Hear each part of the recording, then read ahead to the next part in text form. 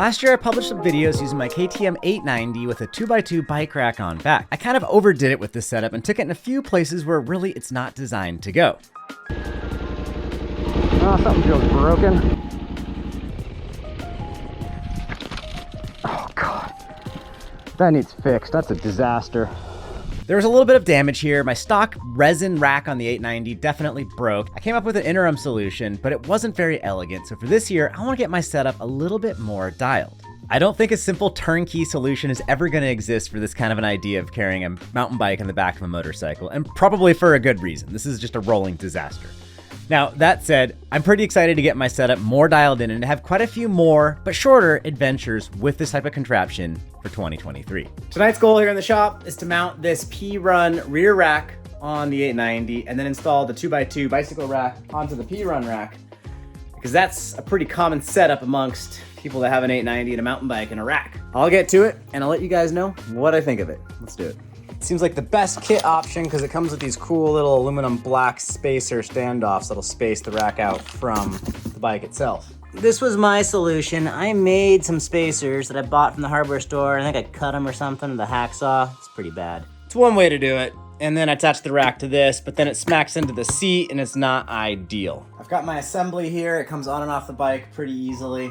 Not super easily. Don't take this when I'm not there. It's not that easy. Should be talking about this on camera. But yeah, I got one unit and it just sits right in here. And I think this is gonna be the cleanest, easiest, bestest bike rack thus far. I'll get it on and then we'll take a look at it with the bike in it. Behold, the bike on bike. Well, in this case, the motorcycle on the motorcycle. So I got the 2x2 rack bolted down with 6 of those little M8 bolts instead of just doing 4. And it feels a lot stiffer in this plane. Regardless of all the cool rack stuff, having a tie-down strap from the motorcycle's passenger foot pegs up and over the mountain bike's handlebars, compressing the fork down, cantilevering the weight forward is absolutely critical for any rack setup. Yeah, at this point, most of the flex is just in the rack itself with its little 1-inch tube. I think future racks are gonna have bigger tubing or kind of a reverse design. We'll see if that ends up doing it. I'll try this out tomorrow morning on a quick little rip. It's been a late night trying to get this thing dialed in. I'm optimistic that tomorrow goes smooth. Hello friends, I have not ridden this e-bike on a bike setup ever before, nor have I ridden the bike on a bike setup yet in 2023. So today, I want to do a real quick little trial run, see how this thing works. When was the last time we were doing that? Like maybe 2 weeks ago, 3 weeks ago. Needing to test out this new Industry 9 Iris headset, it was time to head north and full-on ride the e-bike on some e-bike legal trails. I really like heading north of the border. The trails are just a little bit rowdier and a heck of a lot of fun. Admittedly, I haven't taken the time yet to balance the wheels on my bike, so they're pretty wobbly on the highway, and I was terrified going over 60 miles an hour at these unbalanced, more dirt-oriented tires. Go ahead and lock up my motorcycling safety equipment. There we go. Okay. What a production. I really wish I had balanced that front tire. That was terrible and will be terrible on the way home with the sun in my eyes. Can't come up here and ride a peasant bicycle. No, we're gonna plug in and ride electric. I think we go up that way. So there we go. Moto in, ride up. Oh, look at that, FVMBA workstation. That's cool. Hello friends, I'm glad you're here with me today. I've read about this spot on the internet for decades because Pink Bike used to be located down the road from here. I've never ridden here though. I'm extra stoked to be here because I got this new headset, new fork, and beefier rear shock on this bike. These are definitely e-bike switchbacks. This hill's pretty steep. Maybe this is why Pink Bike moved. The hill was too steep. Hello. Good, thank you. No such thing as chill trails in Canada. Chill trails are a state of mind. With the GoPro still in the vlog mode. Oh.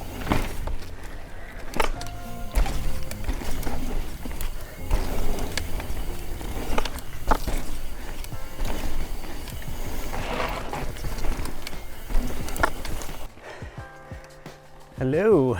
Hey there. Thank you. Good, thank you. Have a great afternoon. Thank you. You too have a good afternoon. New GoPro here. Looks like the settings are correct. We're gonna use this GoPro for the trails because it's stabilized and it works way better in the dark than the little GoPro. So let's keep cruising. Black diamond or blue. We'll try the black diamond. That's how we do, right gang? Flow trail. Oh, that's gonna be really hard to clear.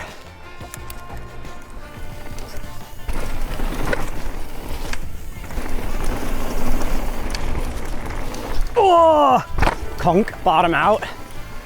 I've only published about 3 or 4 videos on this Rocky Mountain Instinct power play, and I've got to return it back to Rocky Mountain in the next week or so. So let me know in the comments if you'd like to see yet another review of the Instinct power play.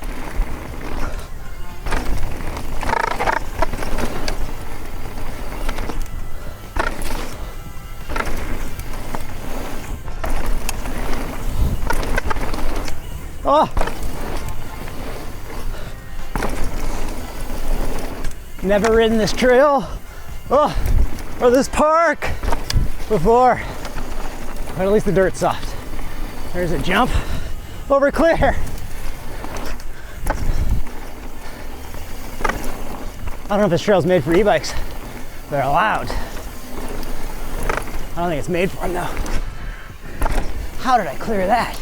Okay, that was fun. That was a pretty cool warm-up. Let's go do some more. So I've had to deal with a little bit of a conundrum with this bike. I ride it quite a bit. However, I ride it on trails where you can get away with riding an e-bike, and oftentimes those are not sanctioned public access trails. I don't ever publish media from unsanctioned trails, so I'm rarely publishing all kinds of content on this bike, but I am indeed riding quite a bit. So it's got a lot of miles on it, but you might not have seen it in stuff I do make public. Oh, that was a good little sneaky gap. Oh, my kiddo would love this trail.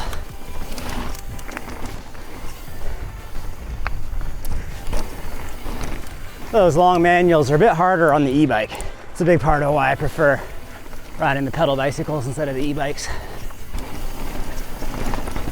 More wheelies, more fun playing with the bike.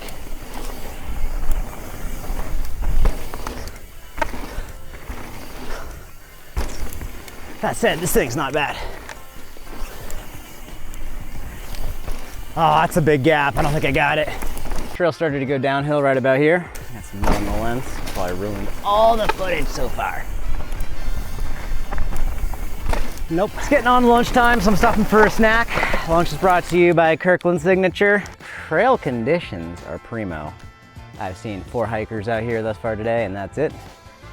Pretty good. All right, we're missing out on the step down action. I published a video titled, "Why Are We Afraid of E-Bikes?" a little while ago, and it's hilarious reading the comments. A lot of people think I'm super anti-e-bike and not properly advocating for e-bikes. I could really care less about expanding or diminishing e-bike access. They're super fun, and once in a while you find one that's quite nimble and playful, like this Rocky Mountain Instinct power play. I'm really excited for the next generation of e-bikes to come out that's even lighter and with a little bit less power. I found myself not really having access to that many places where I can really utilize a heavy-duty, uphill, mega destroyer e-bike. Even though that would be so much fun. Cool. So I'm running these Continental tires. I'll do a video about them, but so far I quite like them. I just wish they were bigger. They're only little 2.4s. You can't get the 2.6 in America. I wish you could. I have them on order. Before going home, I wanted to go to the top of the park for a new trail. Battle for traction. Oh, the Stolo First Nation, cool. This is an alpine trail that crosses rough and occasionally dangerous terrain.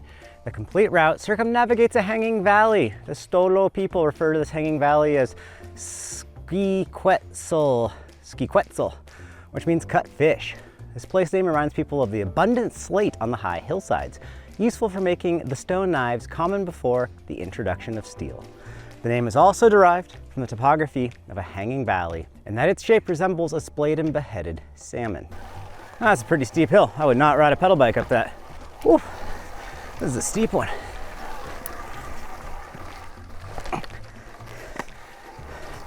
Oh, come on. It's like hard enduro, but out of traction. I'll cut through a lot of this painful climbing footage, but this hill was too steep for me to pedal up on even the Rocky Mountain, which is a very powerful e-bike. Now that was a grunt. You all these squids on the internet acting like these are motorcycles. Oh my goodness, no. It's not even comparable how much more traction and power a real motorcycle has. My KTM 150 XCW absolutely can crawl up this stuff, no problem. But even the best e-bike, it's a struggle. Wish I had my 2 6 tires still on here for climbing traction. Like someone else flailed their way up here recently. This is the hardest climb I've pedaled this thing up. I'm still calling it pedaling, even though I had to walk a bunch. Hillside's steep. Good spot to use walk mode. That climb was exhausting. We're up at 3,000 feet up here. Motorcycle's at 300 feet. This ride's probably had 5,000 feet of vert so far. So let's head back to America. Let's drop in, head down, load up, ride out. Let's go. Oh yeah. Oh. So I've got a love-hate relationship with steep trails. I do love a good riding challenge. Low bridge. But just simply being steep and being on the brakes a whole lot, you know, I've kind of been there, done that a little bit. Carefully not hitting that little cut-off root ball stump thing. A spring pole. I love this low angle, traversy, natural stuff. Even if I'm on an e-bike. The novelty of it being a little bit easier to get to a place like this on an e-bike is super fun. But on the way down, man, when you've got 15 or 20 pounds more bike beneath you, it's a lot less fun to throw around than a smaller, lighter bike. Everything is a little bit harder, and that includes slowing down. Yeah, people have been riding this already, but not lots. And on a steep trail like this, that's a lot of energy being wasted. If you ever notice I don't post many trail names unless there's a big reason for it, this is part of why I don't post trail names, because this can stay a little fresher. So if you guys can guess where this is and go and explore, you'll disperse the impact around a bigger variety of trails, more sustainable. There we go, steep drop in, brakes are heating up. So for reference, anytime you can see my helmet visor at the top of the screen, yeah, that means the trail is quite steep. Boom. That was quick. I feel like I just started going down 5 minutes ago. Very quick descent, very steep, very loamy and ducky and soft. Steep enough you have to really be on the brakes a lot. Soft enough that it's still fun and you get a little like bike jazz. And then it opens up the more bike parky, builds up stuff for just a second, and then it ends, and you're back on the more common trails, take you right back to your motorcycle. Go left! I hope I can get away with going really slow on the highway because the speed wobbles on my front tire are terrifying.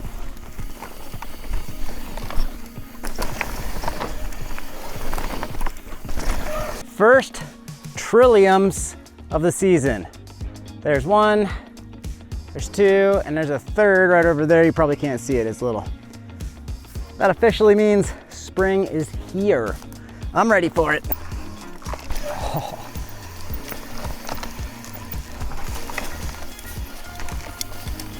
It's cool to change it up and try something new. But I generally prefer trails that are less steep because you can do more riding and less braking.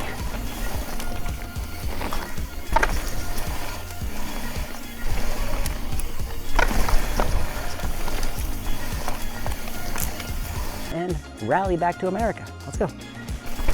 And with that, it's time to commute down the hill on some pretty fun trails, load back up the whole motorcycle contraption thing, avoid the speed wobbles, and make it back home safe and sound. But first, a quick beautiful. run. Oh, that's cool. A carry log ride. I wonder if anyone left a KTM 890 down here. Hello. Hey. Hello. Oh.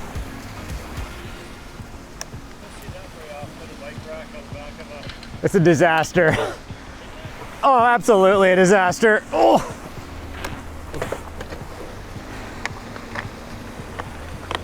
There it is. it's not as bad as you think. Right, I just put on new tires. I didn't balance the wheels, so after like 100 Ks, my front end starts bouncing around, so it's really scary on the interstate. Oh, okay. Yeah, and at low speeds, the weight, you notice that, but the wind's not an issue. You guys from Kendall-Weed now? Yes, I'm Jeff. Yeah, sorry. That's all right. Your name. I haven't watched your videos very lately. Oh, you watch the videos, cool. Oh yeah. Totally. Cool, Yeah. thank you. You live close by? I live in Chilliwack, yeah. Cool. Yeah, lots of riding in the area, you know. Didn't get out much last year. I had an injury, but Oh no. But yeah, Culver BC. There's so much riding in BC Yeah, totally. everywhere, right? Yeah, this is only like 5 years or so. Oh, really? Did you do? Yeah. Nice to meet you, Daryl. Thank you. Okay, successful mountain bike ride. Let's pack up all this stuff and hit it back to America. Let's go. Constantly packing, unpacking, forgetting something, opening bags back up, putting bags back together. Earplugs in.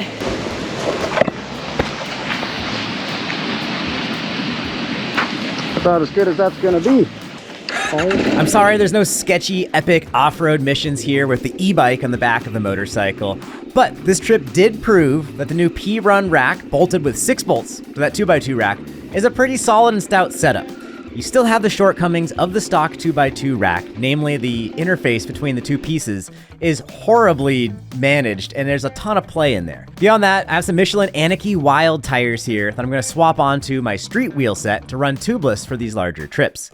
The tubed dual sport setup is cool, but most of my rides end up being, honestly, freeway interstate to go a really long ways. Thank you all so much for tuning in. I really appreciate it. If you haven't yet, I do monthly riding tutorials over on my Patreon page. I'll link to a whole bunch of those in the description down below. And most of all, thank you all so much for joining me. I have a lot of fun making these videos and figuring out all these riddles that this bike-on-bike setup ends up invoking. Thanks everyone, peace and wheelies. I'll see you in the comments.